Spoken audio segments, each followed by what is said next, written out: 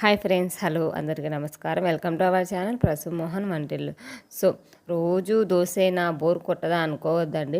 దోశతో చాలా వెరైటీస్ అయితే చేసుకోవచ్చు కదా మనము.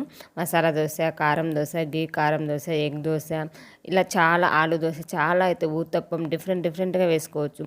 సో మనం ఇలా డిఫరెంట్గా చేసుకోవడం వల్ల మనకు దోశ అనేది బోర్ కొట్టదండి. ఎప్పటికైనా మా ఇంట్లో అయితే కనుక చాలా బాగా తింటారు పిల్లలు. పాప అయితే చాలా బాగా తింటుంది అనమాట.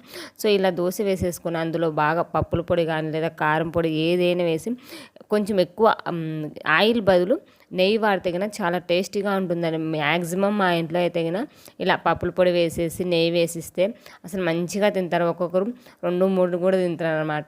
దోశ అంటే చాలా ఇష్టం అనమాట. సో ఖచ్చితంగా ఇలా ట్రై చేయండి.